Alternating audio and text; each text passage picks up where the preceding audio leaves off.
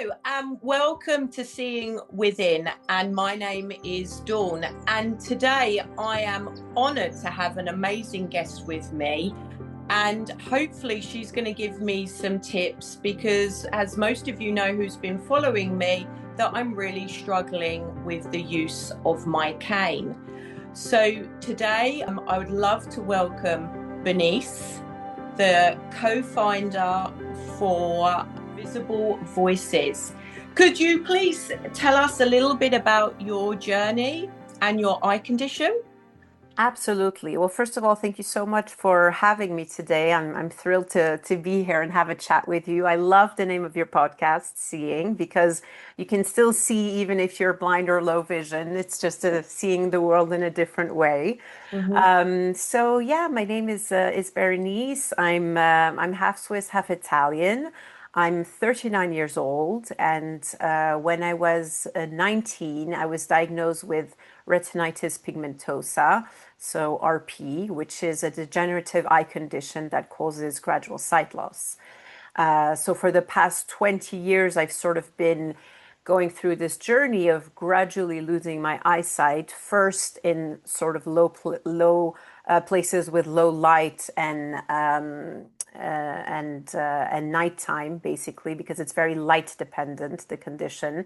And then also gradually during the day, I have an increasing amount of blind spots in my vision. And so 3 years ago, I realized that I had to start using a cane just to help me navigate, feel more secure, and also feel more seen, because I think, at least in my case, you don't see that I'm visually impaired. It's so I was living with an invisible condition for the longest time.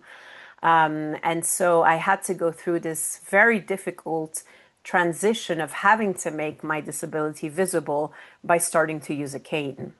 I was listening to your amazing TED Talk, and where you made the people watching you close their eyes and then you appeared again. And I thought that was really amazing and very powerful way of making people see. The thing that I'm struggling with as well is that when I go out with my cane, sometimes people don't even see the cane. How did the journey of coming about you wanting to do a platform with your co-founder as well? Yes, so for Visible Voices, so so Visible Voices is a platform that is shifting the perspective on disabilities by creating a new narrative through the lenses of fashion, beauty, art, design. Because I think for me, in my case, and in the case of my co-founder Ruben as well, we met in London, 3 years ago, basically at the time when I realized that I needed to start using a cane. And I was faced with this very sort of, conflicting emotion of knowing rationally that I had to start using a cane, but just emotionally not feeling prepared, feeling that I didn't want to use a cane because of the stigma that's attached to accessibility aids. And so I thought, how can I make it visible in a way that suits my style and reflects me as a person and doesn't just identify or symbolize a disability. And my co-founder, who is, autistic and narcoleptic, so he has invisible conditions, was also struggling in a slightly different way, in the sense that, he has these invisible conditions and found it challenging to talk about them, or not knowing when to talk about them or bring them up. And so, we thought, he's a Gen Zer, I'm a millennial. And we thought, we're two young people, we're very entrepreneurial, creative, we love fashion. And we're struggling so much to either talk about our condition or show our disability. And I thought to myself, this needs to change. I mean, there really needs to be a new way to address the topic of disabilities without it being cloaked in taboo, shame, and stigma. And so that was really the inspiration for Visible Voices, is to tell different stories through a different lens, show a different side of disability, through art, through design, through fashion, through beauty. and hopefully inspire more people to be vocal about who they are and visible as they are without feeling the need that they need to change or remain invisible. Like yourself, I love fashion. I love nice things. And it's like it's not acceptable. It doesn't seem that the world accepts that we still want to be a Mm. part of that world. And I think it's such a powerful thing that you're creating, and that the fashion industry is really listening to you now. And in London Fashion Week, where they had the sample books, you were part of that as well, wasn't you? Absolutely. And I'd love to just, do a little shout out for Hair and Care, which is a fantastic nonprofit based in London, where they hold, regular workshops for women who are low vision and blind, or blind, and basically help them to, feel beautiful, look beautiful, teach them how to do their hair, how to, and the founder, Anna Cofone, is just a wonderful human being, and she's a celebrity hairstylist. She does the hair for Lana Del Rey and Dua Lipa and just some Margaret Qualley, and it's just at every fashion show and Met Gala and the Oscars, and she's there teaching the low vision and blind community how to take care of themselves and how to look and feel beautiful. And they organize also these sort of through this wonderful initiative called Making Fashion Accessible, where they invite some of the women from this from the community to attend, fashion shows, but really like incredible brands like Roxanda, Elincic, or Erdem, or Chet Lowe, who are really famous fashion designers from the luxury world, have worked with them to make their fashion shows accessible to low vision and blind women. So there's a live audio description of all of the looks that are going through on the catwalk. There's, as you mentioned, a sample book where you can touch and feel the fabrics that have been used. And there's also a sort of event for the community where they can meet and interact with the designer to understand how he, she, or they designed the collection, what inspired them, why they chose a certain fabric. So it's actually an incredible insight into the designer's vision. And I was fortunate enough to attend at last September's Fashion Week, and it was just an extraordinary experience to be able to not, because I still have some remaining vision, and especially if I look through my phone, it does help me to get a clearer picture, but there are a lot of things I miss. And so just being able to feel the fashion or hear the look description is absolutely fantastic. Do you think there has been certain changes in your senses as well, like your sense of touch, your sense of smell? Do you find that that's really, grown or matured? Absolutely, absolutely. I think that, because I have a degenerative condition, it's sort of been very progressive over the past 20 or so years. And I think my brain has sort of slowly adapted. And so as my sight, sense has diminished, my other senses have really expanded and grown. So, my sense of hearing, my sense of smell, of taste, of touch, like everything is more developed, which does make me a bit hypersensitive in some instances because, Yeah. I'm like, oh my God, you're speaking so loud, or like the smell is so strong, or so it's something you have to learn to manage. But it's also quite remarkable how the brain adapts and how you realize how sort of untouched our other senses are, because we're such a visually driven community where Mm. we're bombarded visually by so much information that our other senses are almost shut off and we don't even pay attention to them. I think when you're forced to sort of deal with an impaired sense, you really tap into your other senses in a way that is quite remarkable. And I think, there's a quote that I love, I think from, a yogi master is, you look with your two eyes, but you see with your third eye. And I think that that's so true because, whether it's intuition or, getting a quick sense of a person's intention or feeling their energy or vibe, it's something that I'm sure you can relate to as well, where you just get to tap into these other senses and perceive and interpret the world in a very different, nuanced way, which I think makes it such an interesting perspective.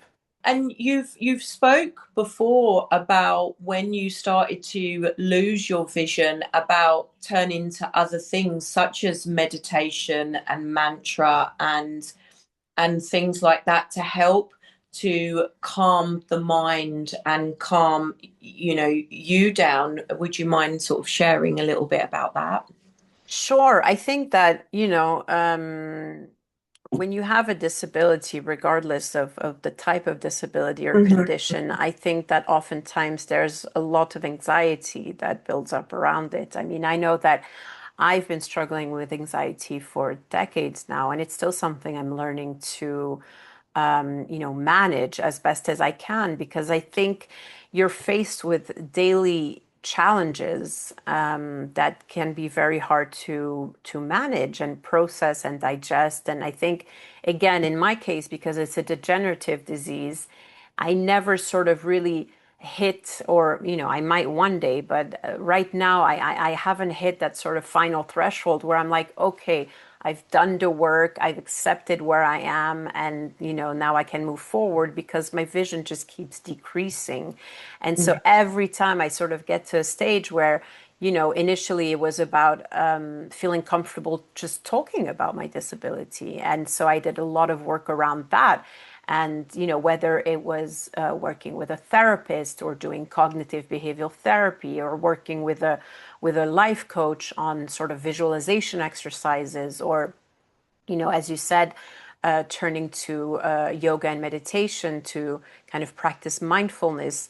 The first step for me was really feeling comfortable talking about it. And when I had reached that stage of being vocal about it, it felt wonderful.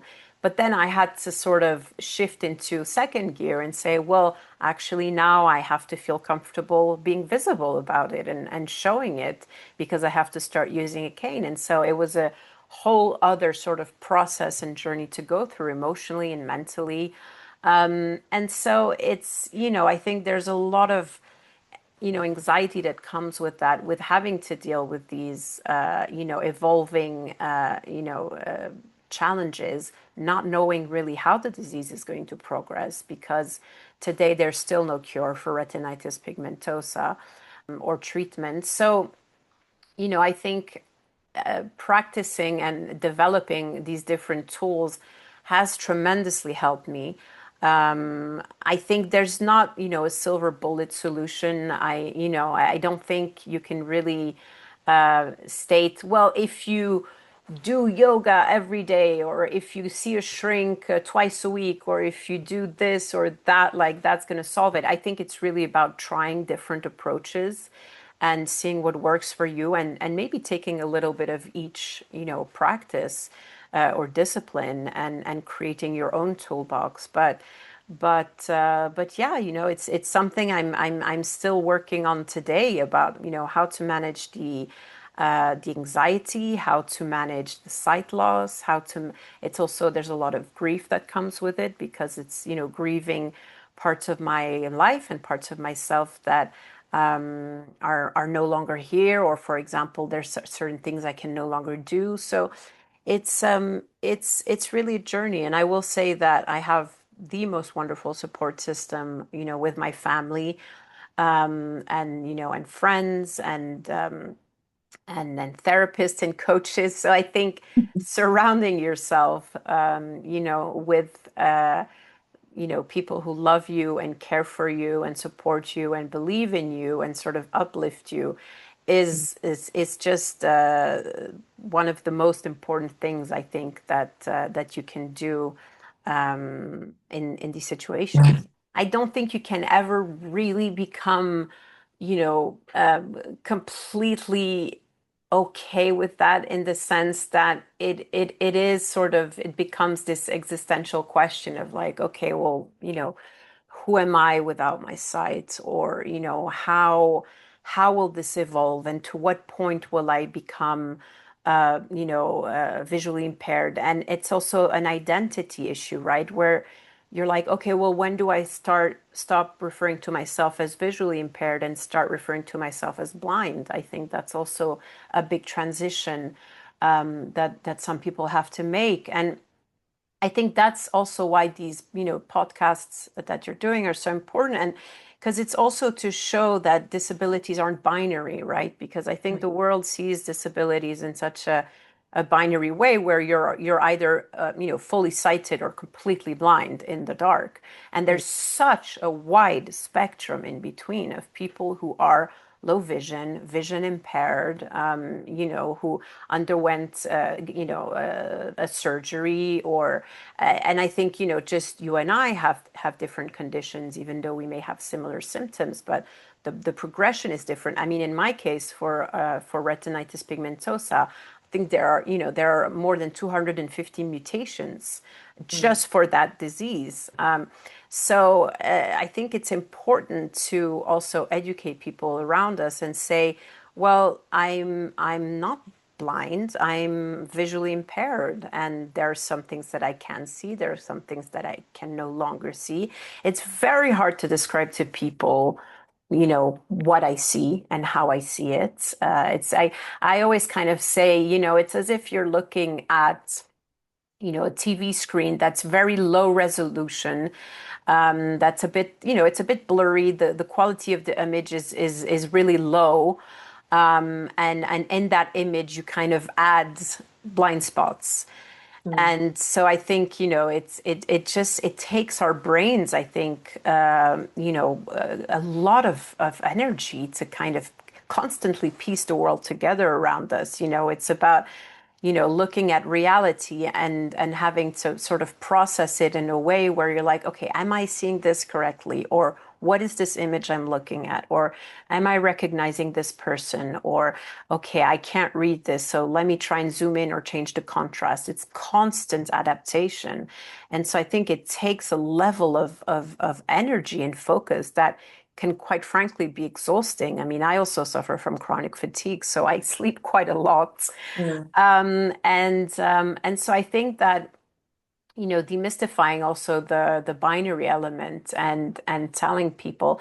And I think the binary also comes in, the identity. You're almost forced to choose an identity when you're disabled, I think. And that's where, when I had to start using a cane, I was also faced with a bit of an existential crisis where there were no beautiful canes out there for people who are low vision or blind. I really searched sort of far and wide, and at least not to my liking or to my taste or style.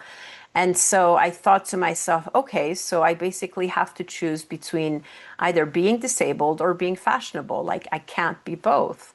That's something that I tried reconciling. And at the end of the day, I thought, I don't want a bland, medical, sterile cane that's just purely functional. I want a beautiful, stylish, sort of empowering cane that becomes a fashion accessory and really represents me as I am. And so, and at the end, I decided to design my own cane with a designer friend. And I worked with artisans in Tuscany. And now it's, sort of touring the world in different museums. And I'm hoping to create a collection at some point. But it's something that I did. And I think, as, disabled people often have to be creative because the world just isn't designed for us. And so we have to get creative to kind of get what we want out of life. Training your brain to become friends with something rather than fighting against it. Keep fighting against it. You have to then say, well, where's this coming from? Is it coming from my ego?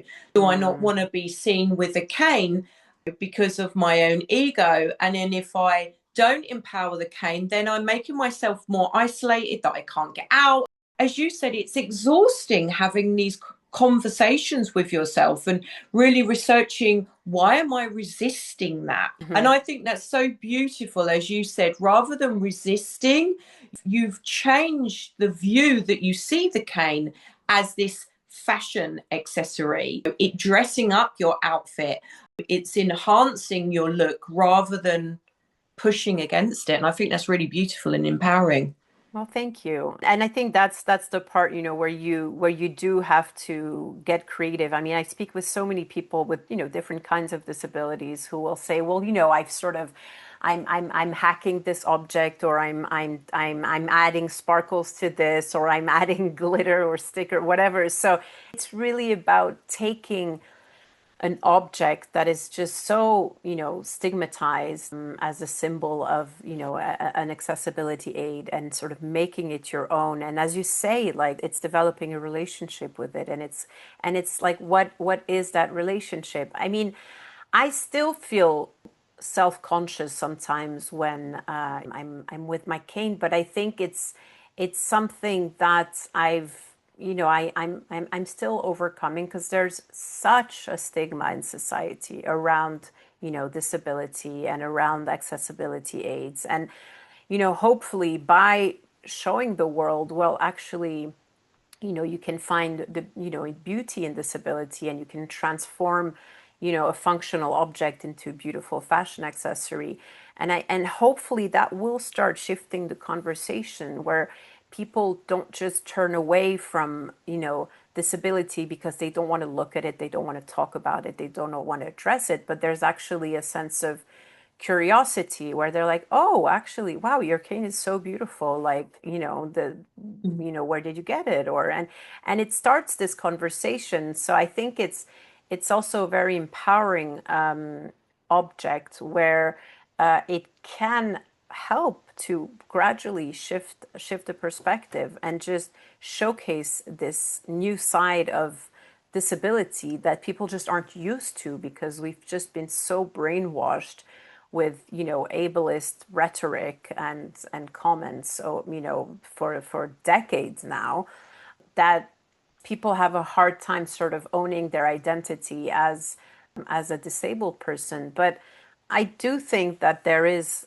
a positive sort of evolution, because if you just look at the world of fashion, for example, 50 years ago, or even, to be honest, like, maybe 30 years ago, it was unthinkable to have, for example, a black model on the cover of a magazine, or on the billboard of a campaign. And obviously that has changed. Now the fashion world is also being more inclusive of the LGBTQ community, of plus size bodies. You have, incredible role models like Ashley Graham. You have models that are 70 years old now that are strutting down the catwalk. So, I think disability really is this last frontier in the world of fashion, luxury, beauty, where, you know, uh, inclusion is starting to happen, on a small scale, but it is starting to happen. I think it's just that fashion brands don't know, again, how to handle it, how to address it. They're afraid of making a mistake, of then being reprimanded for portraying disabilities in the wrong way.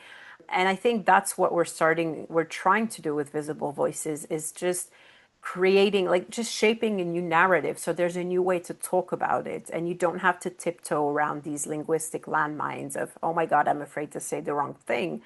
It's talking about them through the lenses of fashion, of beauty, of art and design, so that people actually want to engage in the topic. They want to look at it. They want to hear it. They want to, start a conversation around it. So, I do see a positive shift happening in society in that sense.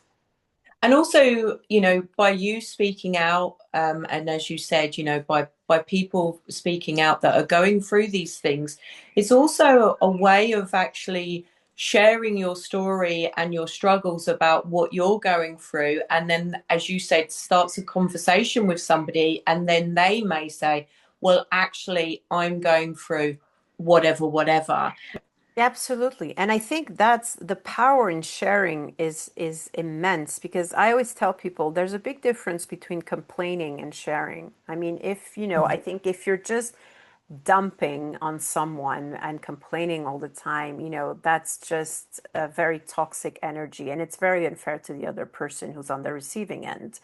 I think, but if you're sharing, it's coming from a very different place, right? Because, the amount of times where over the years I've, opened up to, strangers or people I just met, and I'm saying, well, actually I'm going through this. I have a degenerative eye condition, and I'm working on this and I'm working on that, and I'm trying to figure this out. And, complete strangers will oftentimes, share in return and say, well, actually I'm partially deaf, but no one really knows about it. And I don't like to show my hearing aid. Or, I have this, neurological condition that impacts my muscles. Or I have a chronic illness that, impacts me in this way. And so, oftentimes it's more, relevant to invisible conditions or disabilities. But, I think opening that conversation and offering people a way to talk about it is immensely powerful. And I think, for people like you and I who have decided to sort of, embrace it as best as we can, and embrace the situation that we're in and make the most of it, and, hopefully become, you know, beacons that people can, look up to and say, oh, okay, so, they're creating a podcast, they're creating a platform, and that will help me to talk about what I'm going through. And so I think that, again, the power in sharing is really immense. What's your kind of aim for the future? Where do you see yourself going Mm. towards? Yeah, it's a great question. I think it's a very existential question just in general, but I think, in my case, on a medical level, I am hopeful. My father's a neuroscientist, so he's really sort of tracking what's going on in the scientific world. And he's hopeful that in the next year or two, there will be a clinical trial that I can partake in. And so, I'm hoping that I can recuperate part of the vision that I've lost, and sort of, find that independence again. Because, yes, of course, it's important to accept and embrace the situation you are in, but I think it's also okay to hope for a slightly different future, or, going back to some going back to a certain place where you were at a certain time, where, for example, it was really easy for me to play cards with my mom or go to the movies. And these are things I miss, and that I hope to be able to find again one day. So I think on a medical level, I am hopeful to be able to partake in a clinical trial. And I think on just a wider scale, I'm really hoping to grow Visible Voices into, a big global platform that will become the point of reference for people with disabilities to turn to. And today we're a media platform telling different stories through different lenses, but, I'm hoping that we become much more than that, and also show the worlds of fashion and luxury and beauty that disabled people are also consumers with, spending power, and so that there should be better products for people with disabilities. It sounds like an amazing journey that you're going to be on, and obviously, a cane line as well. Yes. Don't forget the cane line. Absolutely, absolutely. No, I am working on it and having early conversations. So I'm very much hoping to, materialize it, and be able to send you one soon. If you could give one more tip or a piece of advice to your younger self, what would that be? Hmm. Yeah, that's always such an emotional question, because I think I actually, I'm working with a coach right now on, sort of, mending some old wounds. And I think, speaking to your younger self is actually incredibly powerful, Mm-hmm, sort of hmm visualizing yourself at a younger age, at different ages and stages in life, and sort of having, of course, in your mind, but visualizing in a powerful way, and talking to that inner child, and, reassuring, in my case, her, telling her that things are going to be all right, that she doesn't need to worry. And I think, doing that exercise, again, can be very, very powerful. And, why not speak to your future self as well? Having these kind of sort of, just different conversations with yourself at different points and times, I think can be very powerful. But I think what I would tell my younger self is that it's okay to be visible as you are, and not having to feel that much shame or stigma around certain social stereotypes. And it's okay to stand out, and it's okay to take a stance, and it's okay to see things differently and do things differently, and just be curious and creative, and things will figure themselves out, and just really trust in the universe and its timing. Yeah, yeah, absolutely beautiful. Well, thank you very much for coming on Seeing Within. And if our guests want to find you, what platforms can they find you on again? I mean, I'm very active on Instagram, so my handle is at Bérénice Magistretti. So it's BERENICE and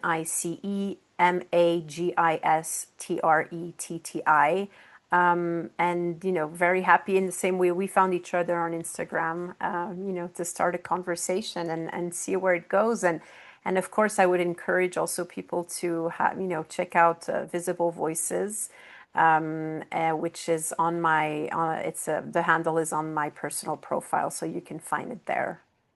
Well, thank you so much for being my guest today and joining us. Thank you. Well, thank you so much for having me. It was absolutely wonderful to have this conversation, and I look forward to hearing and seeing the episode come out.